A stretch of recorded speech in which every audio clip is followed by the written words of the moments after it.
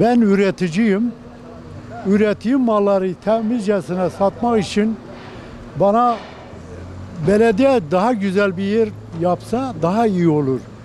Ben köylü olduğum için şehirde malımı temizcesine satıp para kazanmak için ben üretme için çalışıyorum. Çeşit bizde domates, biber, patlıcan, her türlü yeşillik, meyve, elma, kayısı, şeftali, her şeyin bir zamanı var. Zamanı gelince mallarımızı satıyoruz biz. Biz istiyoruz ki daha fazla üretek, daha fazla kazanak.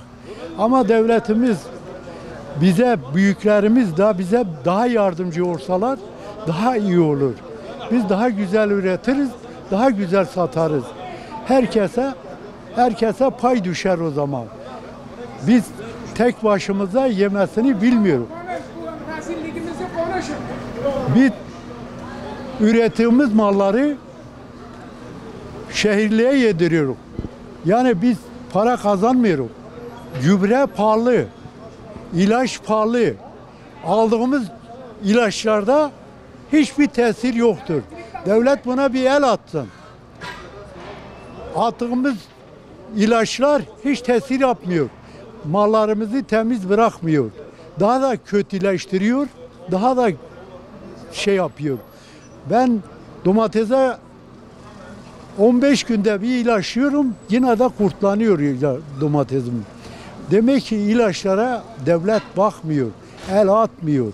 Güzelcesine el atsa, deney yapsa, bunu götürse laboratuvarlarda deney yapsa o meydana çıkıyor zaten. Hiçbir tesiri yok ilaçların. Yaptığımız iş boşa gidiyor. Ben köyde ürettiğim zaman suyu parayla çekiyorum yer altında. Artizan vurmuşum. 100 metre yerin altından su alıyorum. Ben bu masraflarımı çıkaramıyorum. Bir torba gübre 340 lira olmuş bugün parasıyla. Ben bunu bir şey kazanamıyorum ki. Ben bu köylü halimle kazandığım zaman şehirliye de bir şey yediremem. O da tabii pahalıya alır, pahalıya yiyor. Yani ucuza yediremezdik biz malımızı. Biz eğer gübre, ilaç, su parası, ceyran parası ucuz olursa biz de ucuz satarız. Herkes ucuza yer. İş yok. Bak sabah beri bekliyorum, ben 5 torba, 3 torba satmamışım. Biber satmamışım. Domates 5 kasa domates getiriyorum, yarısını geri çöpe döküyorum. Satamıyoruz biz. Yani belediye biraz da el atsa, devlet el atsın. Belediye burada mesuldür. Adam kahvecidir, sebze satıyor. Dışarıdan geliyor, kazamızda sebze satıyor. Biz köyden geliyoruz, kendi köyümüzden buraya geliyoruz kazamıza, malımızı satamıyoruz. Buna bir çözüm bulsa daha iyi olur bizim için.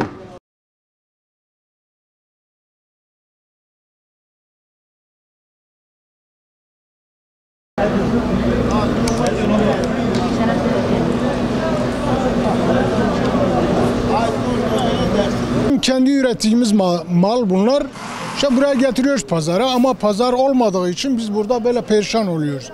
Belediyeden bize acilen bir yer. Çünkü ben geliyorum buraya güneşin altında, sabahtan akşama kadar güneşin altındayım. Buraya ne bir perde, ne bir önlem. Arabalar zaten buradan gelip geçiyor. Arabalara da yer veriyorlar üstelik. Normalde pazarın olduğu yerde arabanın geçip gitmesi normal değil. Çünkü müşteri gelmiyor o şekil. Biz de burada bekliyoruz ki bir müşteri buraya gele. Malzeme de gitmiyor zaten. Şu anda köylü malzemesi de para etmiyor. Hak alma boş kalma gibi bir cümle var ya. Aynen bizim de o şekil. Hak alma boş kalma. O şekil çalışıyoruz. Biz bir torba gübre 250 milyon. Zaten su pompası çalışıyor. Elektrik zaten %200 zam olmuş. Şimdi biz buraya getiriyoruz biber, bir ay sonra 5-6 milyon, biz şu anda satıyoruz 2,5-3 milyon. Nasıl karşılayacak? Karşılaması mümkün değil. Onun için biz o şekil yani mağdur değiliz ama mağdur duruma düşüyoruz. Ya müşteri de yok zaten, milletin alım gücü de daha düştü ya. Onun için biraz sıkıntılı. Hepsi organik. Mesela ben salatalığı ben buraya getiriyorum. Müşteriler hepsi biliyor, bak Hacı amca da biliyor. Salatalığı benden başka kimse üretmiyor. Ya üretiyor, o şeyden pek nadir. Hala ben getiriyorum salatalığı. Abi salatalık marketlerde 7 milyon. Ben burada 4 milyon dediğim zaman adam itiraz ediyor. Diyor abi nasıl alayım ben? 4 milyona alamıyorum. Ama ben de aşağı verdiğim zaman zarar ediyorum abi. Sera mesela, ben sera yapmışım. Ben serada yetiştiriyorum. Onun için maliyet fazla. Maliyet fazla olduğu zaman sen düşük fiyata sattığın zaman ister istemez karşılayamıyorsun yani.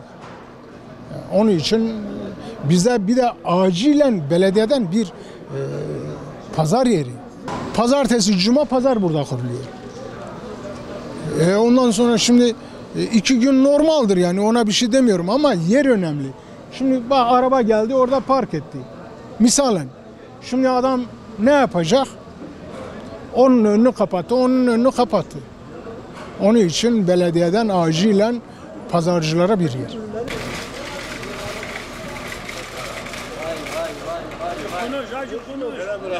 Köyde sattığımız, ürettiğimiz mallar domates, patlıcan, biber, kara erik, sebze, üzüm. Yani bir köyde ne varsa yazın onu üretip buraya pazara getiriyoruz. Pazar yerimiz düzgün bir pazar değil. Araba geliyor buradan geçiyor, tozunu toprağını pazarın üstüne atıyor. Yani buraya güzel bir pazar yeri yapması lazım. Belediye yer vermesi lazım. Maalesef yapmıyor. Bir de getirip bu sokağı düzüyoruz böyle. Yani düzen yok. Düzen olsa her tarafta düzen var ama bu Palu'da düzen yok. Git Karakoçan'a, öyle bir güzel yer yapmışlar. Ama Palu'da mesela yok. Koyunlar'da yok. Öyle ortalık kendi malımızı, kendi ürettiğimiz mallarımızı getiriyoruz buraya. Doğru düz bir kazanç da yok. O kadar çağ çoluğumuzla çalışıyoruz. Yani doğru düz yemeğimiz çıkmıyor daha doğrusu. 1 kilo domates getiriyoruz 3 milyona, millette bu sefer para yok hala. Bir de aşağı versek biz zarar ediyoruz. Yukarıdaki milletin cebinde para yok. Onlar da haklı, bizler de haklı. Bir torba gübre olmuş 260 milyon. DAP mesela, diğer gübreler olsa 25 kilo gübre alıyorum, 25 kilo. 2 sene önce 77 liraydı. Bu sene 280 lira. 2 sene önce bu sene 280 lira. Ben nasıl daha üretemem? Doğru düz üretemiyoruz doğru dürüst.